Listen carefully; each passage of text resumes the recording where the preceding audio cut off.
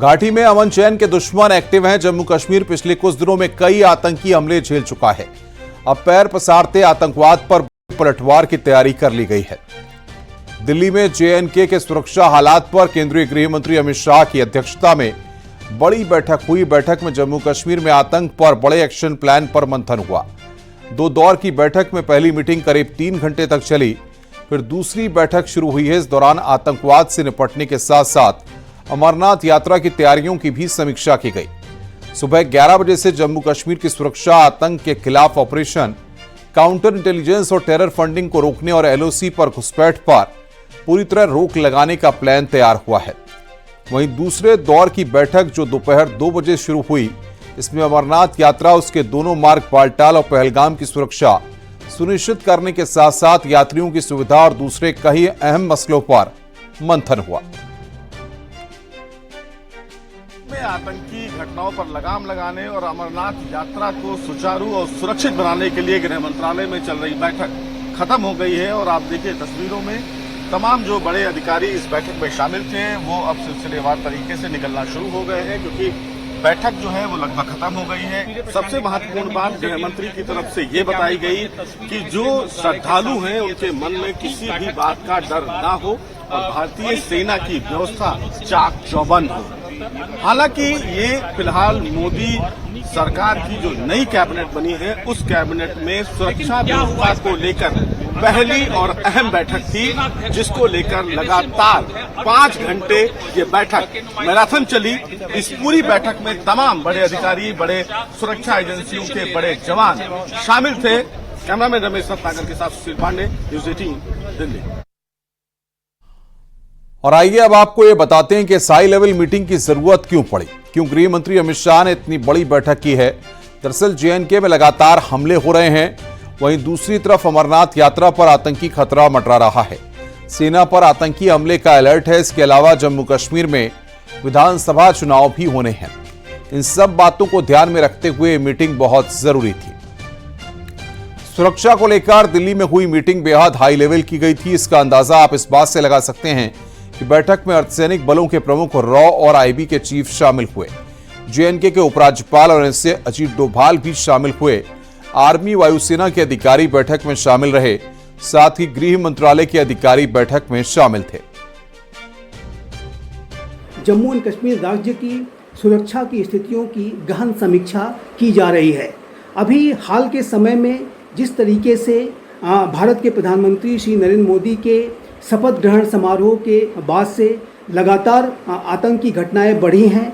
4 दिनों में जो 4 आतंकी हमले किए गए हैं, जाहिर है कि इस संदर्भ में इस बैठक में इस बात पर गहन विचार होगा कि इन आतंकियों को किस तरीके से रिस्पॉन्ड किया जाए।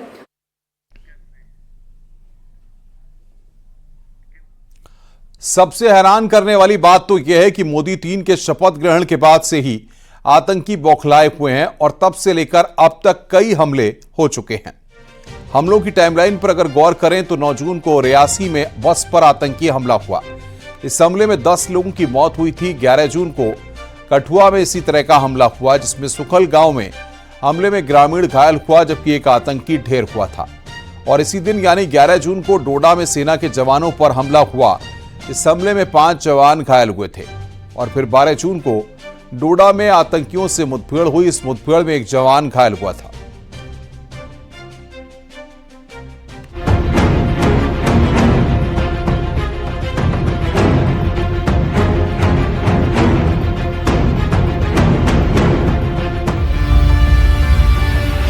POK के आतंकी अड्डे सुपर एक्टिव।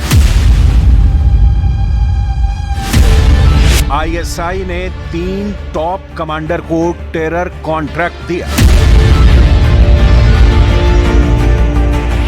घुसपैठ के लिए तैयार 250 आतंकियों का दस्ता।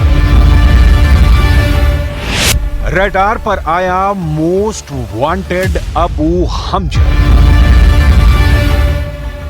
जम्मू कश्मीर में आतंक का खूनी खेल खेलने वाली पाकिस्तानी दहशतगर्दों की गीदड़ गैंग की नई किश्त घुसपैठ के लिए तैयार है। पाकिस्तान के कब्जे वाले कश्मीर के सभी आतंकी कारखाने सुपर एक्टिव हो गए हैं। खुफिया इनपुट से मिली जानकारी ने सुरक्षा बलों को चौकन्ना कर दिया है,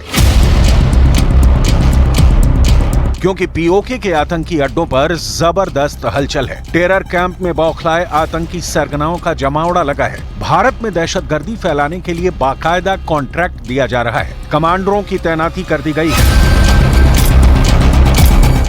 खुफिया इनपुट में यह भी पता लगा है कि आतंकियों को किन लॉन्च पैड से भारत में घुसपैठ करने के लिए ऑर्डर मिले हैं। सूत्रों से मिली जानकारी से पता लगा है कि पाकिस्तान की खुफिया एजेंसी आईएसआई ने लश्कर के आतंकी कमांडर मोहम्मद अमीन भट्ट, मोहम्मद कासिम और सजाद जट उर्फ रफीक नाई को जम्मू कश्मीर में आतंकी हमले और आतंकियों की घुसपैठ का जिम्मा सौंपा है। ये तीनों टॉप टेरर कमांडर पीओके में सक्रिय हैं। राजौरी और पुंछ में इन्हीं के भेजे आतंकी कमांडर पर पुलिस ने 10 लाख का इनाम भी रखा है, जिसका नाम अबू हमजा बताया जा रहा है। अबू हमजा की तलाश सुरक्षा बल लगातार कर रहे हैं। सूत्रों से मिली जानकारी के मुताबिक पीओके के 17 ट्रेनिंग कैंप से 37 लॉन्चिंग पैड के रास्ते 200 से 250 आतंकी भारत में घुसपैठ की फिराक में हैं। 9 जून से शुरू हुए टेरर अटैक में 4 दिन में 4 आतंकी हमले अंजाम दिए गए। वहीं आतंकी आकाओं की पूरी कोशिश है कि सीरियल अटैक का सिलसिला जारी रखा जाए, जिसके लिए आईएसआई ने टेरर रूट तैयार कर आतंकी घुसपैठ का बारूदी मंसूबा भी बना रखा है। सूत्रों से पता लगा है कि आतंकियों ने पीओके के हलान शुमाली, अलीबाग, डुंगी, हाजी पीर सेक्टर, फॉरवर्ड कहूटा, पड़ मोहल्ला, रंकडी और सीढ़िया में लॉन्च पैड्स एक्टिव कर दिए हैं।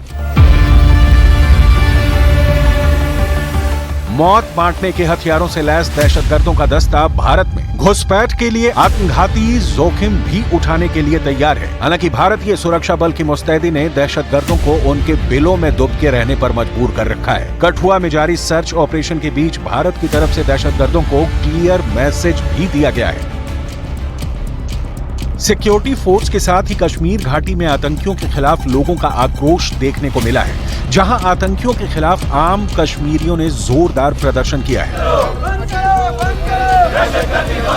पाकिस्तान में बैठे आतंकी आकाओं का मंसूबा सिर्फ जम्मू कश्मीर में आतंकी वारदात अंजाम देने भर का नहीं है। हाफिज सईद और मौलाना मसूद अजहर की टेरर टोली भारत के बड़े धार्मिक स्थलों को निशाना बनाने की भी फिराक में है।